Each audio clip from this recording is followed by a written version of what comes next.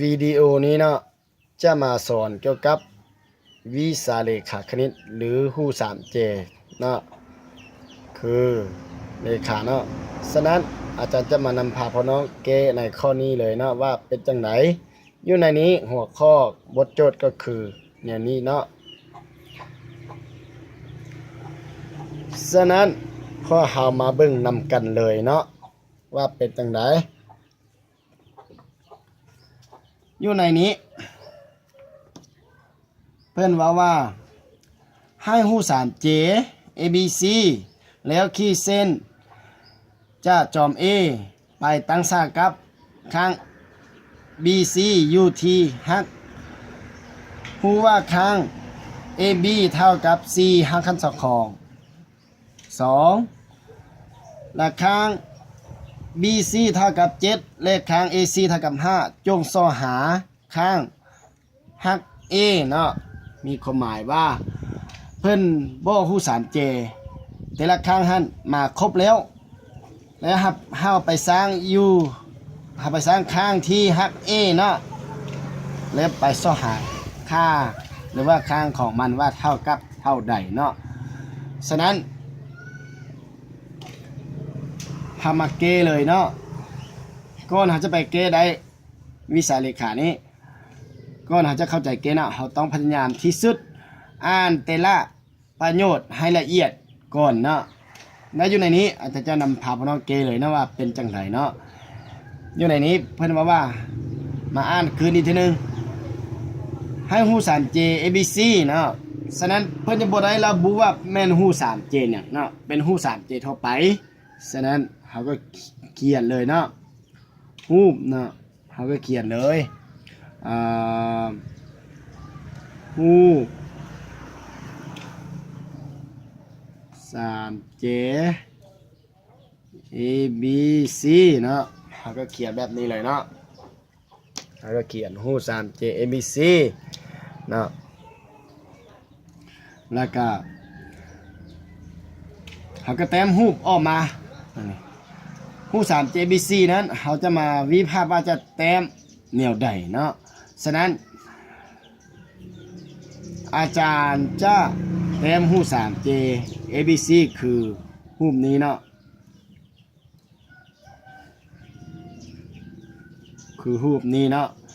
ฉะนั้นแต่ละข้างนี้ต้องซื้อเนาะแล้วอาจารย์หมายจอม A อยู่ถึงเนาะแล้วอาจารย์หมายจอม A อยู่ถึงแล้วก็จอม B เดี๋ยวจะหมายอยู่ไสบัดนี้เราต้องมาเข้าใจเนาะว่าเราจะหมายจอม B อยู่ไส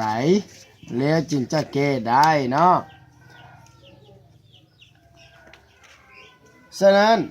อาจารย์จะมาหมายจอม B อยู่นี้เนาะแล้วจอม C อยู่นี้จอม C อยู่นี้แล้วเราไปสายบัดนี้ได้ฮู้ 3J แล้วเนาะเราไปสายหรือว่าเราไปขีดเส้นจะ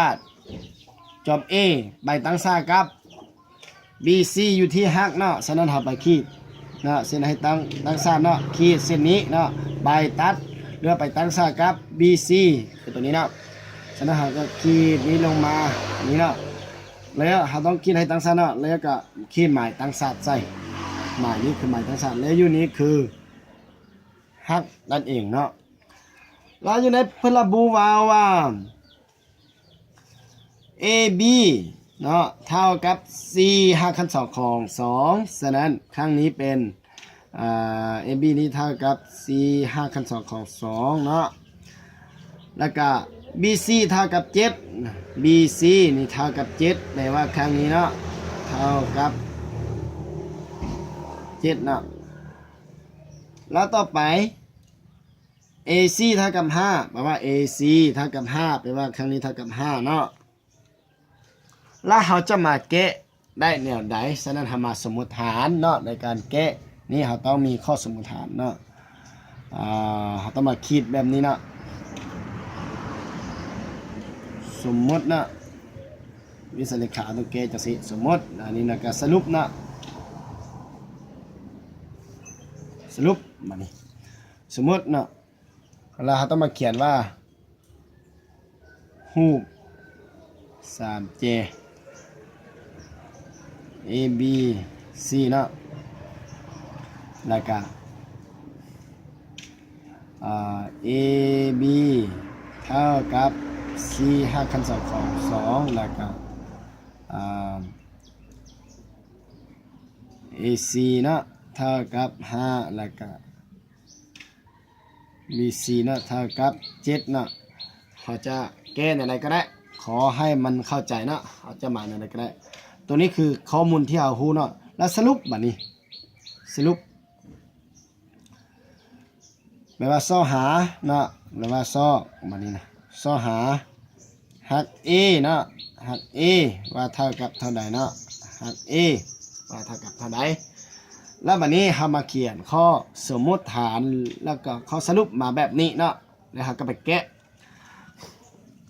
ฉะนั้นอาจารย์ปฏิบัติไปเลยเนาะอาจจะปฏิบัติไปเลยว่าจะแก้แนวใดเนาะฉะนั้นให้เรามาเข้าใจว่าเดี๋ยวนี้แต่ละข้างของหู3J ตัวนอกนี้เนาะแต่ละข้างของหู3J ABC เนี่ยเขาหูข้างแต่ละข้างมาแล้วยังเหลือตัวที่เราแต้มไม่เนาะคือหัก A หรือว่า A หักนี้ยังบ่ฮู้มีความหมายว่าเราสหารวมสูงของหู3J เนาะแล้วเวลานี้เรามาสังเกตว่าอยู่นี้คือขีดอยู่จอม A นี่มาตั้งซากับ BC นี้แล้วแปลว่ามุมนี้คือมุม90เนาะมุมทั้งซ้ายและเขาจะขีดไล่ได้แนวใดฉะนั้นเราต้องไปเองตามหลักเกณฑ์เป็นตะก้อของรูป 3J ซาดเนาะเขาถือว่า A B ฮักนี้เป็นรูป 3J ซาดได้1แล้วก็ A ฮัก C นี่เป็นรูป 3J ซาดอีกรูป1เนาะให้เขาไปเข้าใจแบบนี้ฉะนั้นอาจารย์จะบายหมายครั้งนี้เนาะเป็นคำที่สั้นกว่าอาจจะหมายเป็น it เนาะสำหรับบทนี้เนาะสำหรับบทนี้เนาะแล้วนับเต้ฮักไปหา B หรือว่า B มาหาฮักนี้อาจจะหมายเป็น7ลบให้ it เนาะย้อนอย่างเป็นหมายแบบนี้ย้อนว่า BC หรือว่า BC นี้เนาะถ้ากับ7ฉะนั้นอยู่ในนี้เขาบ่ฮู้ว่าเฮามาแบ่งกันแบบนี้แล้วเขาจะบ่ฮู้ว่าแม่น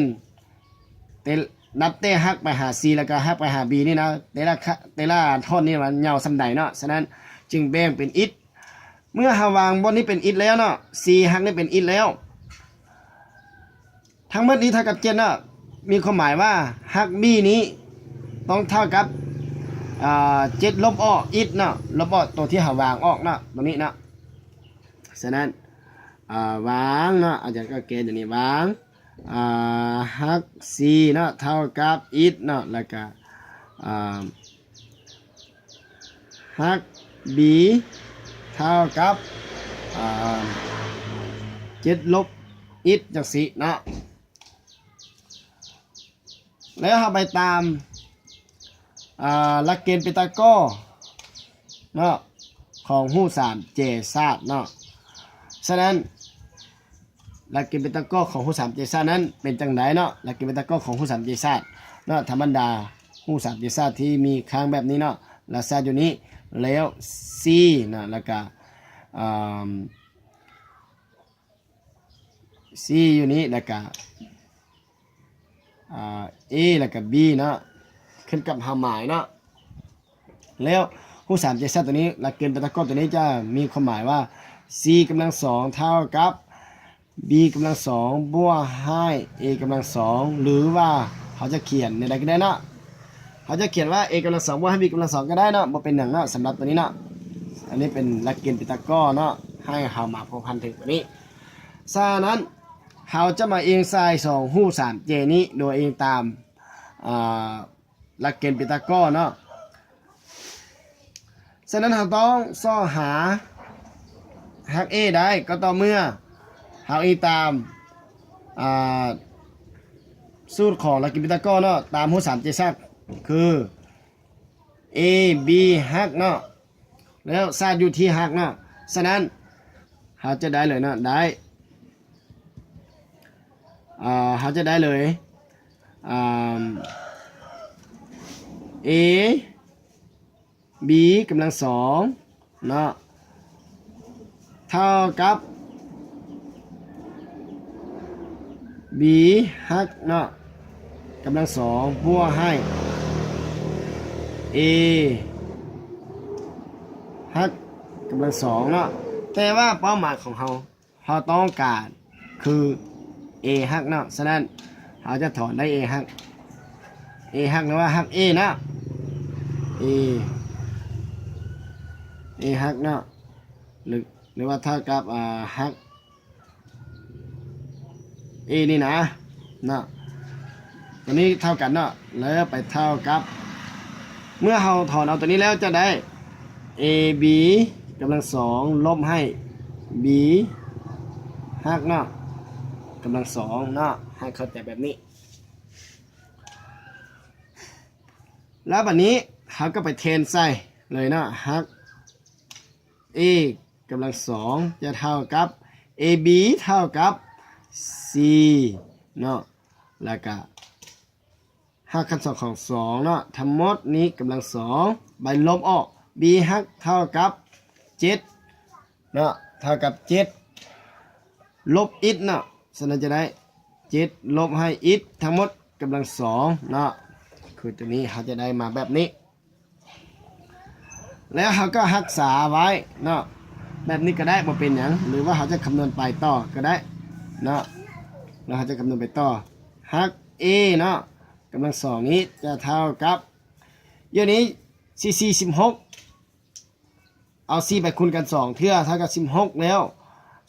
2ฮักกัน2กับ2เนาะทั้งหมดกำลัง2นี่นะมันจะเท่ากับ2ฉะนั้นจะกลายเป็น16คูณให้2เป็น32เนาะแล้วลบให้7749เนาะเขาต้องไปคูณตามเอกผลคนจื้อเนาะ a ลบ b ทั้งหมดกำลัง2เนาะ7749แต่ว่าเขาคูณลบนี้เข้าไปใส่เลยเป็นลบ49เนาะแล้วก็ 2ab เนาะบัดนี้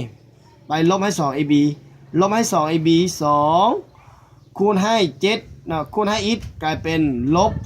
14เนาะแล้วคูณลบตัวนี้เข้าไปเลยกลายเป็นบวก14อีกเนาะแล้วอีกกำลังแล้วจะบวกให้อีกกำลัง2เนาะจะบวกให้อีกกำลัง2แล้วหากคูณลบตัวนี้กลายเป็นลบอีกกำลัง2เนาะได้มาคือแบบนี้เรารักษาไว้เป็นสมผลที่1เนาะเรารักษาไว้เป็นสมผลที่1จากนี้เราต้องไปตามรูป 3J ตัวที่เราต้องไปตามรูป 3J A ฮัก C เนาะบัดนี้เราต้องไปตามรูป 3J ตัวนี้เนาะอีกเงื่อนไข1เนาะฉะนั้นได้เนาะฉะนั้นได้รูป 3J ตัวนี้เนาะฮัก A C นี้เขาจะได้มุมนี้คือมุมสั้นเนาะเขาจะได้ครั้งนี้เท่ากับครั้งนี้กำลัง2เท่ากับครั้งนี้กำลัง2แล้วกับบวกครั้งนี้กำลัง2เนาะฉะนั้นเขาจะได้เลยนะเขาจะได้เลย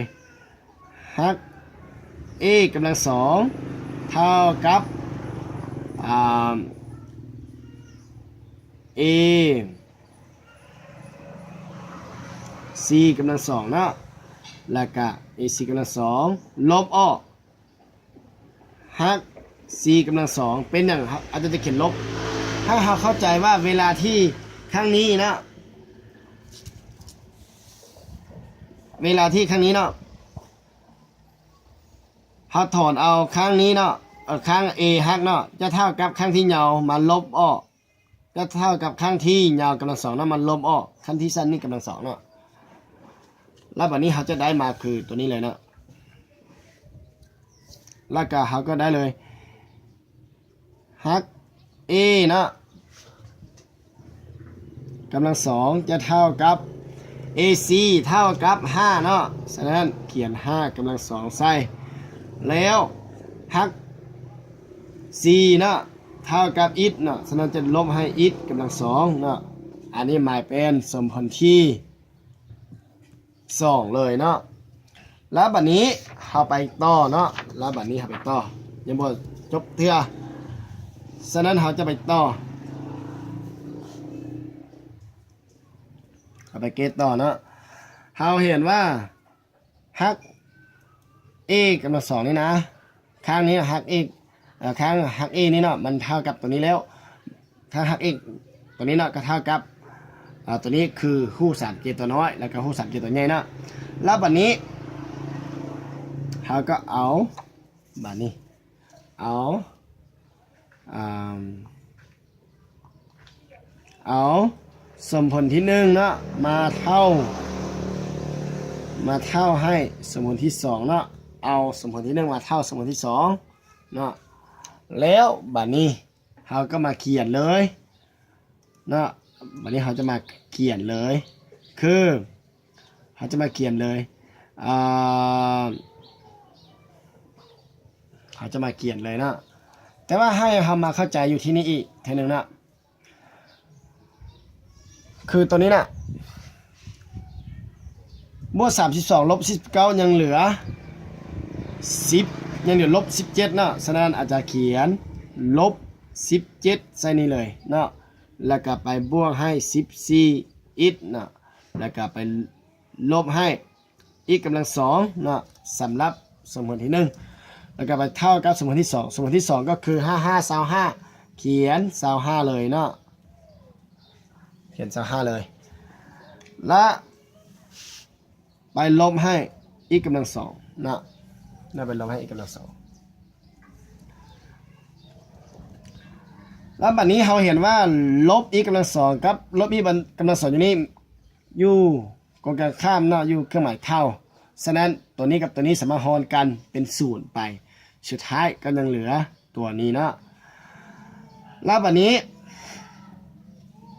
อาจจะก็เขียนมาเลยยังเหลือลบ17เนาะบวกให้14อีกแล้วก็เท่ากับ